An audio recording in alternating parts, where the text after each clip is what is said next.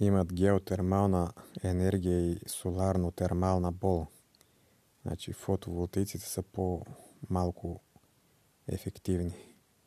Соларна термалност и зимата могат да имат.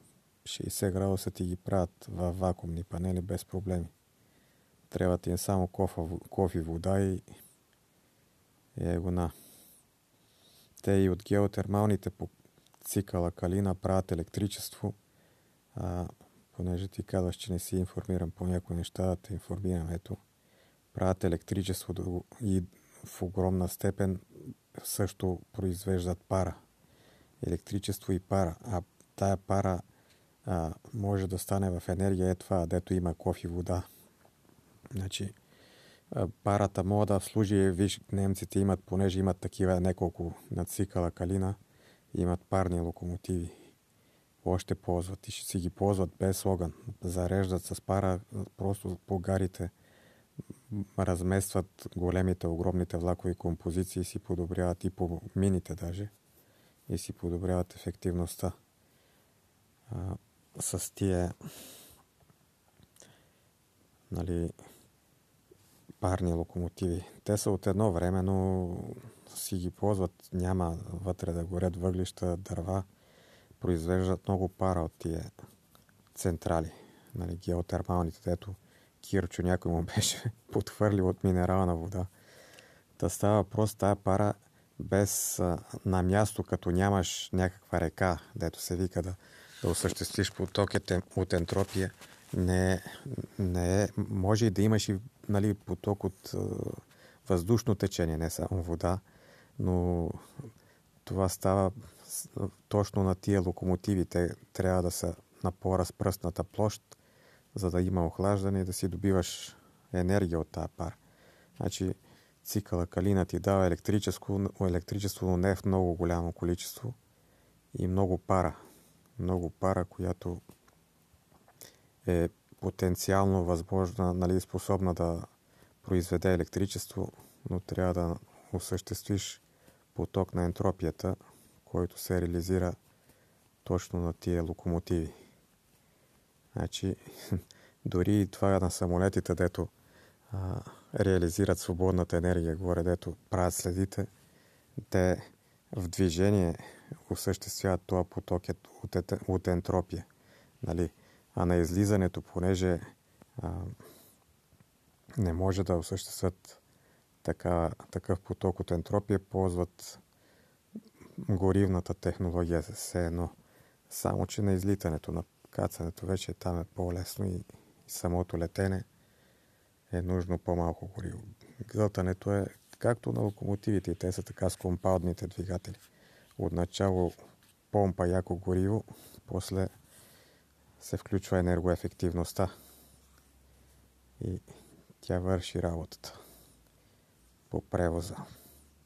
Докато отначало тия ядящите много гориво или да кажем много пара за двигателите говориме,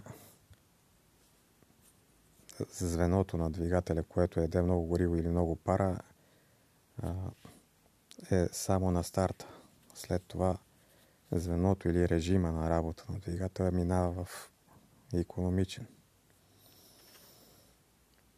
Така с кофе и вода, дето го обясняват тия. Може и въздушно течение или транспортна система, която покрива голяма площ. Защото на място там при сондажа, дето е с цикъла калина, централата има възможност само за определено количество електричество да разсееш топлината и да осъществиш ентропиен поток. Докато останалото нещо е в наличност, готово за други места да бъде направено. Значи имаш свободна енергия на гипс, трябва да кешираш в Хелмхолц. Не е много сложно, стига да иска да ти го обясни даскала, ако някой въобще се навие да ти го преподава. Така е с тия системи, дето правят и дори от... ето аз може да съм ти показал Русна, където подпомага, нали, копаенето не само на криптовалути, ами и на банковите системи, които са си с фиатните валути. Значи подпомага по-лесното възвръщането на енергията и по-малкото разходи за охлаждане на системите. Нали? Няма да се охлаждат, а това го ползва като източник на енергия, на свободна енергия, разбираш ли. Но осъществява това разсейване, за което ти говоря, това поток на ентропията. Чрез тия системи осъществява, все едно намира начин да носи човека кофе и вода и ги носи, става въпрос, че не ползва гориво.